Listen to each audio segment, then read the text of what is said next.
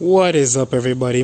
Smith here again, and as you guys can see, we have the toolkit and the multimeter out, which could only mean that we have some work to do. But before I get into the actual details of the video, someone had pointed out to me that the video quality, well, not so much the video quality, but the video orientation of my content is a bit mediocre, for lack of better words. And who is playing music so loud? Yeah, it's a bit mediocre, for lack of better words, that the video quality could be a bit better. So what I'm gonna do is, even though I initially intended to just make this page like somewhat of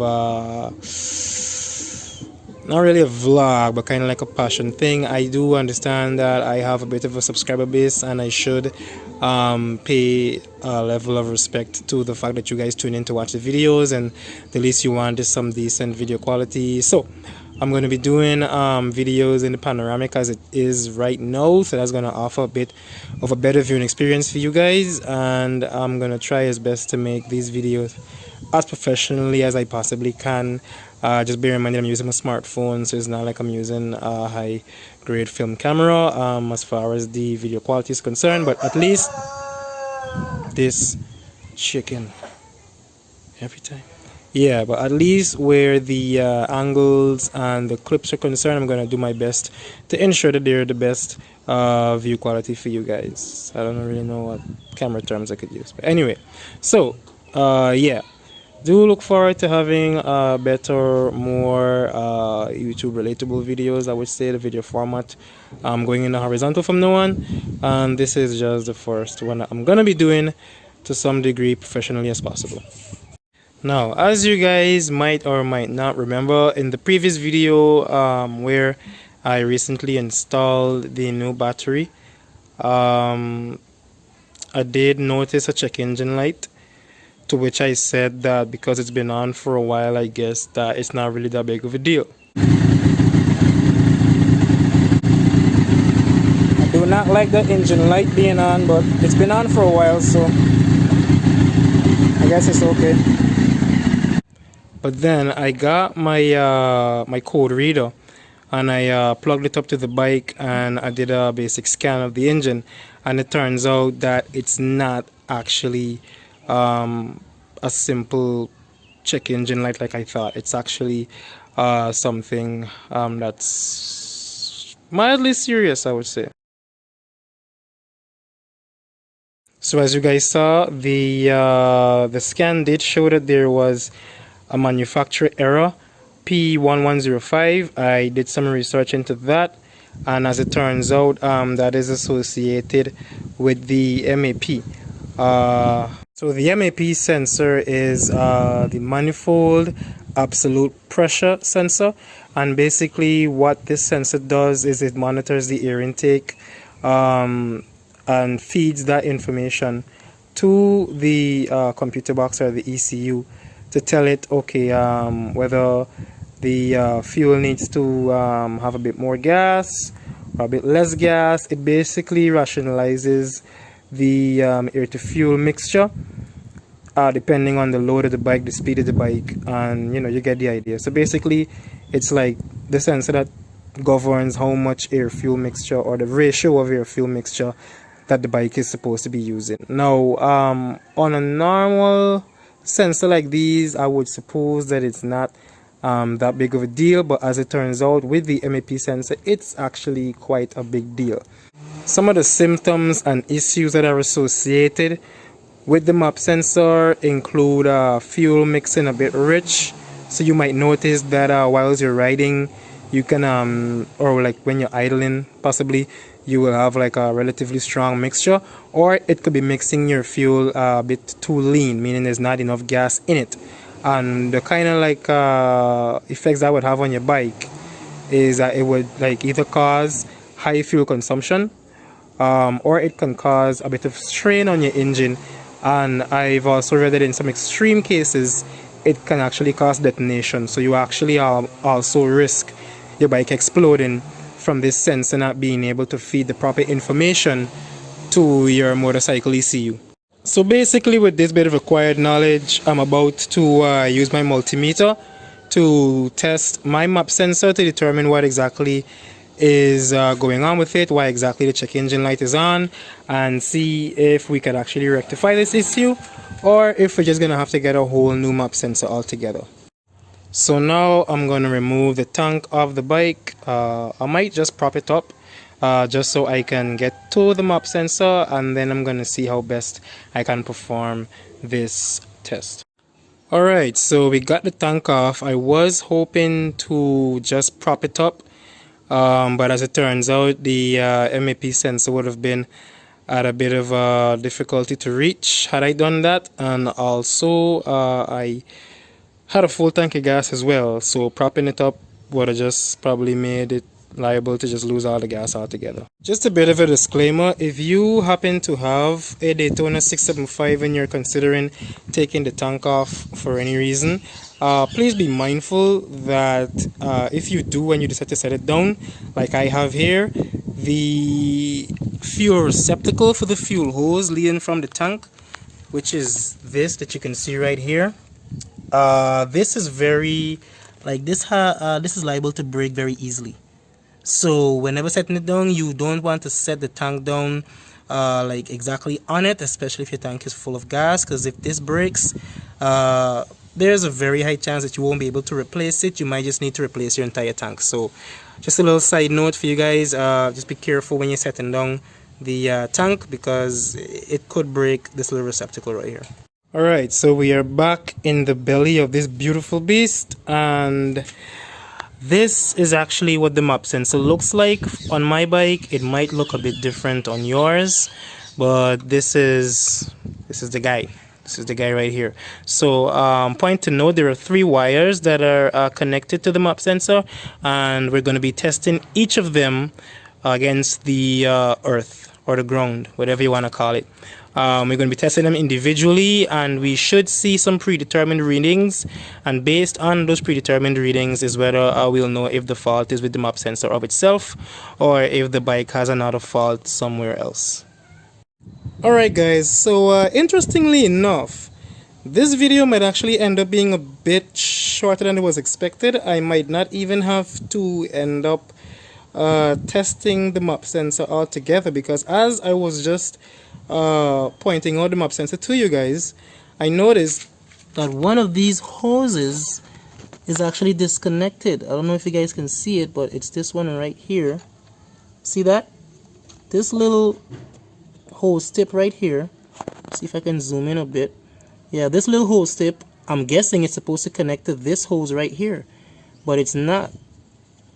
I only just observed this, and this would have been my doing, because a couple of months ago I actually changed out my spark plugs, and I would have had to remove all these apparatus from around here just to get to my cylinder components, and I probably forgot to reattach this hose, or probably just didn't reattach it all together. So what I'm going to do is, instead of testing, I'm just going to reconnect this hose, and we're going to turn the bike on and see if we still get that engine light. I think there should be enough fuel in the system to start the bike at the very least and have it run for a couple of seconds. But let's just reconnect this hose and see if we get the same engine light coming on. Alright, so here, as you guys can see, what am I doing? Where is it? Oh, there we go. Yeah, as you guys can see, I have successfully attached the hose connections, and now that I'm actually looking at the inside of this bike, my gosh, it is so dirty. I'm gonna definitely have to get these cleaned out. I'm not really too concerned about it right now, because I do have plans in the immediate future to get this entire bike stripped. Yes, yet again, because I did order my crankshaft bearings and engine gasket, and I'm having them replaced. So the bike is going to be stripped in a couple of days, possibly weeks to come, just to get the crankshaft bearing switched out. Yeah, but as you guys can see, I've reconnected the hose that was out, and now we're going to see if we can get the bike to start, even if for a little bit, to see if this check engine light will still be on. So as usual, guys. Wish me luck. Have to do a one-handed start right here. See if I can. Alright, here we go. So the engine light is on right now, but my hope is that with a bit of run time, it'll actually come off after the system has rectified it, and we don't have to test the MAP sensor after all. So here we go.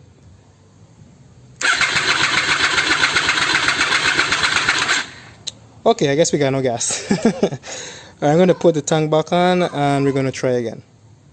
Alright, so we got the tank back on, as you guys can see. And now we're gonna try to get the bike started again and see if that check engine light is still gonna come on once the bike is started. So once again, wish me luck. Here we go.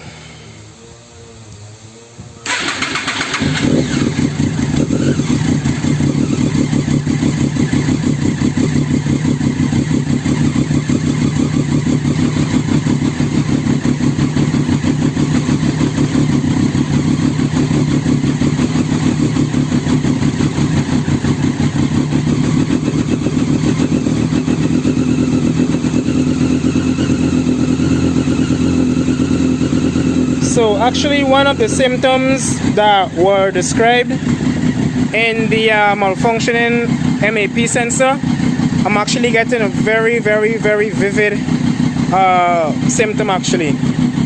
I don't know what I just said, but okay. So one of the symptoms described in the MAP sensor malfunction is rich mixture, and this bike is mixing relatively rich right now. At first I was ignoring it because I figured it's probably because of how long it wasn't started and what's not, but it's actually mixing relatively thick. I can smell the excessive gasoline, so I'm not seeing the check engine light go off. I'm thinking to give it a couple more minutes probably, or revs, to see if it subsides. If not, we'll have to take the tank off again and actually test the MAP sensor. Alright guys, so unfortunately the check engine light was not coming off, so we're gonna have to take the tank off again, which I guess is kind of doubling up on work. I probably should have tested the MAP sensor regardless of if I noticed something wrong or not. You know, it would have been better to be safe than sorry.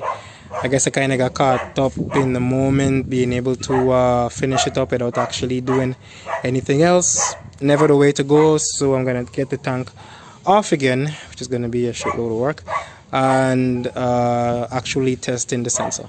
Alright, so we have our apparatus set up, and I'm just going to go quickly through what it is exactly we're going to be doing here. We're going to be testing the 3 terminals on the MAP socket. So there is a live, there is a common, and there's a signal.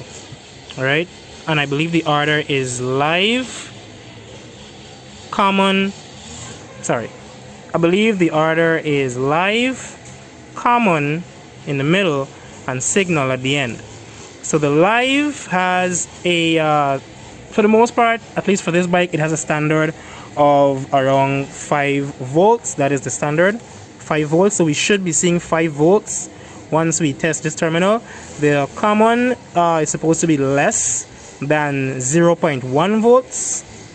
It's supposed to be less than 0.1, and the signal is supposed to be around 4.5 roughly. So what I have here is I have the common lead of the multimeter. Yeah, I have the common lead of the multimeter grounded off on the frame as is required, and then I'm gonna use the live lead to test each of these individually. So first I'm gonna test the live, and as I mentioned before, oh my gosh, and as I mentioned before, I'm one-handed, so I gotta just make do with this. Yes, so what we're going to do first is we're going to test the live, and the reading that we should get from the live is around 5 volts. First I do have to turn the bike on, so I'll turn the bike on, and the first reading we should see from the first terminal should be around 5 volts. There we have 5 volts. From the common we should see less than 0.1, and as you can see we have 0.06, and from the signal we should see about 4.5.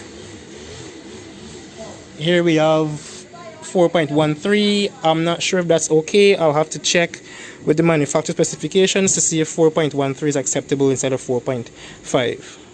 Alright, so unfortunately I was not able to find any more information pertaining to the value, which is 4.13, and if it's acceptable as opposed to 4.5. Love you too.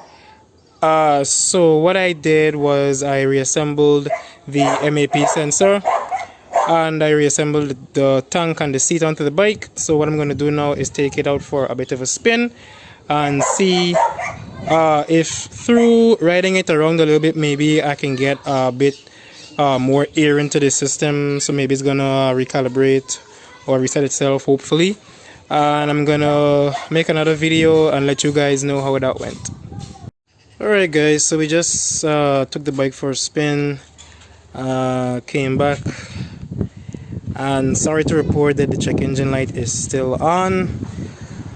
Actually, the ride, I went into the throttle a bit, had some high revs in the first gear to see if I could maximize the air intake, with the hopes of possibly resetting the MAP,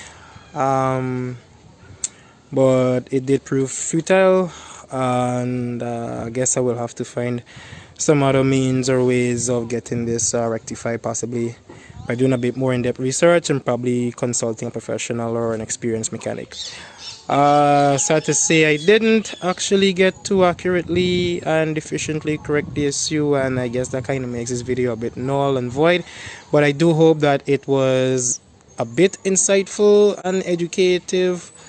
I don't even know if that's a word, but if it wasn't, I at least hope that it was a bit entertaining and that some of you probably learned something new.